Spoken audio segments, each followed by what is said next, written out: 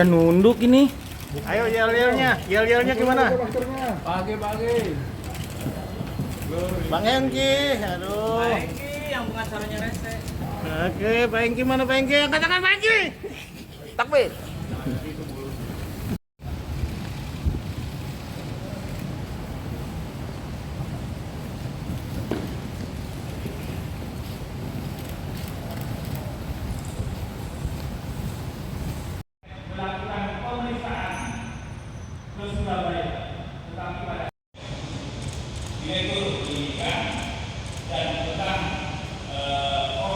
Sore hari ini kami akan menyampaikan perkembangan dari proses terkait dengan penanganan perkara pidananya sudah menjadi komitmen bagi KPK untuk melakukan perbaikan internal khususnya di lingkungan rutan cabang KPK.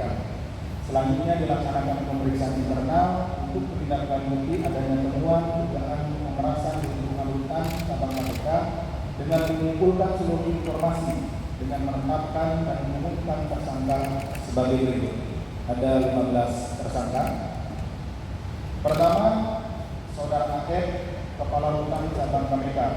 Yang kedua, AK, Pegawai Negeri yang dikerjakan atau PNJD yang ditugaskan sebagai petugas Cabang Rutan KPK periode 2018 sampai dengan 2022. Ketiga, DR, PNJD, Pegawai Negeri yang dipekerjakan yang ditugaskan sebagai petugas pengamanan dan PLT Kepala Cabang Rutan KPK periode tahun 2018.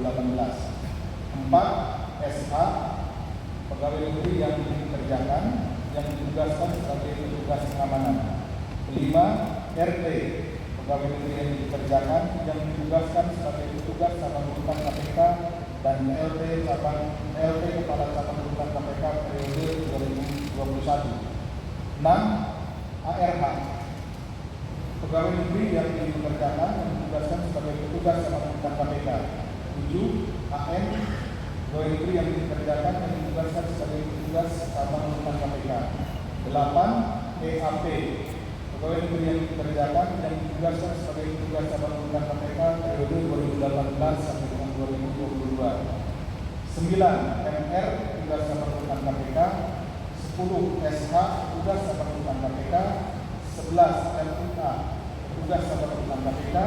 12. MHA, petugas Cabang Rutan KPK. 13. WD, petugas Cabang Rutan KPK. 14. MA, petugas Cabang Rutan KPK. Dan 15. RR, petugas Cabang Rutan KPK.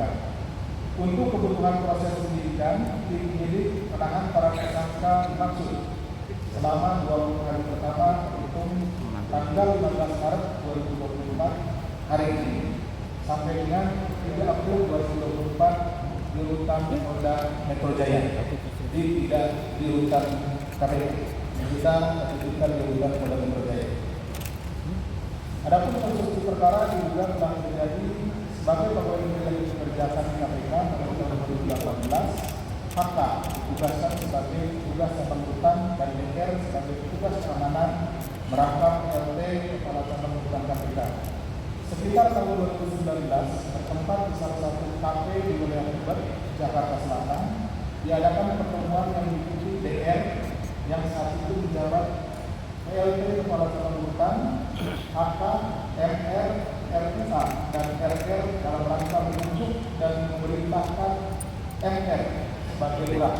Jadi di rutan tersebut ada yang ditunjuk sebagai lurah. Ini bukan struktur resmi, struktur yang mereka buat sendiri. Ada yang dinamakan lurah di rutan cabang KPK. Pemdam Jaya Guntur. Kemudian MHA sebagai lurah di rutan cabang KPK pada Gedung Merah Putih dan SH sebagai lurah di rutan cabang KPK pada Gedung SILC atau gedung yang C1.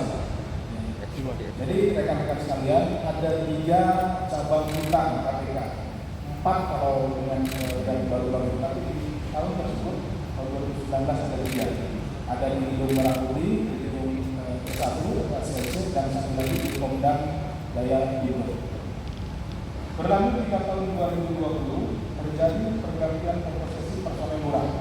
Jadi lurah-lurahnya itu kemudian di antaranya saudara BD, MA, RR, dan RUA. Adapun tugas sebagai lurah yang mengumpulkan dan membagikan sejumlah uang dari para tahanan melalui koordinator tahanan, namanya atau disingkat dengan koordinator tempat tinggal di 3 rutan cabang tersebut. Kaitan sebutan koordinator adalah perwakilan para tahanan yang ditugaskan sebagai pengumpul sejumlah uang dari para tahanan. Jadi di masing-masing rutan tersebut itu kan tidak hanya ada satu orang, ada beberapa orang sesuai dengan kapasitasnya dari rutan tersebut. Nah, ditunjuklah koordinator tempat tinggal. Jadi dari para napi sendiri. Jadi nanti tinggal si lurah ini berhubungannya tidak dengan keseluruhan, tinggal dengan koordinator tempat tinggal atau koordinator tersebut. Penunjukan koordinator ini adalah inisiatif dari HK yang dilanjutkan oleh AF saat menjabat selaku Kepala Rutan Cabang KPK Republik tahun 2022. Modus yang dilakukan HK dan kawan-kawan terhadap para tahanan diantaranya memberikan fasilitas eksklusif berupa percepatan masa isolasi. Jadi ketika masuk pertama kali, masuk tahanan pertama kali itu diisolasi dulu sebelum, jadi tidak langsung dibawakan tapi dilakukan isolasi. Nah, masa isolasi inilah yang mereka tawarkan supaya bisa dipercepat. Ini menjadi bargaining bagi mereka untuk mendapatkan sesuatu dari tahanan. Anda mau isolasinya cepat atau sesuai dengan standar. Kemudian layanan menggunakan handphone dan powerbank menjadi informasi sidang. Jadi rupanya di sana juga mereka meminjamkan handphone kemudian juga powerbank. Itu menjadi bagian dari bargaining si oknum tersebut dengan tahanan. Sudah tahanan-tahanan yang baru masuk, mulai dari isolasi, kemudian ditawarkan juga HP, ditawarkan juga powerbank dan informasi sidang. Artinya kami dari petugas di KPK, pengelola khusus tahanan itu secara kontinu itu melakukan sidang-sidang. Tetapi kemudian oleh oknum ini sidangnya dibocorkan. Jadi bukan sama sekali tidak ada upaya yang dilakukan oleh pihak KPK dalam ini Biro Umum yang menjadi tanggung jawabnya selalu melaksanakan sidang. Tetapi ketika sidang itu dilaksanakan, dibocorkan sehingga HP dan yang lain-lainnya yang tidak diperbolehkan itu mereka sembunyikan. Sedangkan bagi para tahanan yang tidak atau terlambat menyetor diberikan perlakuan yang tidak nyaman, diantaranya tahanan dikunci dari luar. Jadi pintunya kan ini sel-sel tahanan untuk tempat tidurnya, kemudian dikuncinya dari luar sehingga dia tidak bebas bergerak ya seperti itu. Itu salah satu perlakuan apabila setorannya tidak lancar, terlambat untuk dibayarkan. Kemudian pelarangan dan pengurangan jatah olahraga karena dalam satu waktu atau periode sehari diberikan juga kegiatan berolahraga dan lain-lain untuk menjaga kesehatan dari tahanan tersebut. Nah itu juga dijadikan bargaining oleh para penyidik. Kemudian mendapat tugas jatah jaga dan tiket kebersihan yang lebih baik. Nah kebersihan di rutan juga salah satunya adalah menjadi tanggung jawab dari para penghuni rutan tersebut. Nah salah satu itu juga yang dijadikan bargaining di mana kalau misalkan terlambat, ya orang yang ditunjuk untuk bersih-bersih misalkan, tadinya sudah terjadwal. Nah tapi karena dia terlambat akhirnya dia ditunjuk lagi, si tahanan itu ditunjuk lagi. Nah itu untuk memberikan tekanan supaya mereka lancar terkait dengan pungutannya seperti itu. Kemudian besaran uang untuk mendapatkan layanan-layanan tersebut bervariasi dan dipatok mulai dari 300.000 sampai dengan 20 juta ya, yang kemudian disetorkan secara tunai maupun melalui rekening bank penampungan dan dikendalikan oleh lurah dan korbit ya. Jadi pungutannya tadi lurah itu yang oknum tadi itu tidak ke masing-masing karena di awal dia pada saat masuk sudah didoktrin, kemudian termasuk tadi di layanannya diberikan, dijelaskan dan lain-lain. Berikutnya itu yang bergerak adalah porting, koordinator tempat tinggal. Jadi nanti porting itu yang melaporkan, sehingga memang ini sudah dibuat terstruktur gitu ya. Mulai dari tahun 2019 ditunjuknya lurah di 3 tempat, kemudian ditunjuknya porting. Kemudian disetorkan secara tunai maupun melalui rekening tabungan yang dikendalikan oleh lurah dan porting.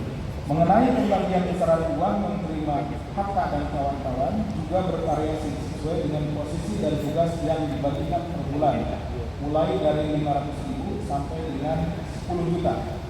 Nah inilah kenapa rekan-rekan mungkin juga sekaligus bertanya-tanya, yang dikenakan etik sekitar 78 orang dan yang dikenakan pidana sampai saat ini adalah 15 orang. Jadi ini adalah kelompok-kelompok yang memang sejak awal memiliki mereka berkumpul dan kemudian memiliki niat jahat, bersepakat untuk melakukan kejahatan tersebut. Yang lain-lainnya banyak yang tidak tahu, tetapi karena mereka ikut di situ, ya jadi hanya sebagai uang rokok bagian dan mereka yang lain tidak tahu. Jadi penanganannya kita bedakan.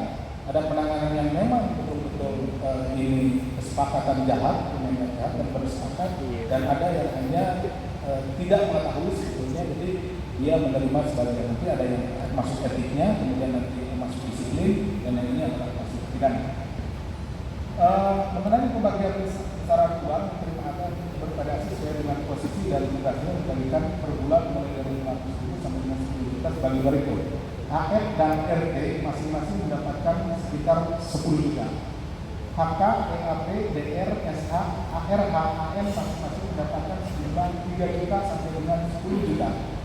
Ini per bulan ya. Kemudian Komandan Regu dan anggota petugas rutan masing-masing mendapatkan sejumlah 500.000 sampai dengan 1 juta. HK dan kawan-kawan dalam pelaksanaan aksinya menggunakan beberapa istilah atau password, di antaranya banjir dimaknai deposida. Jadi kalau ada disampaikan banjir, karena ada banjir, oh itu berarti mau ada sidang.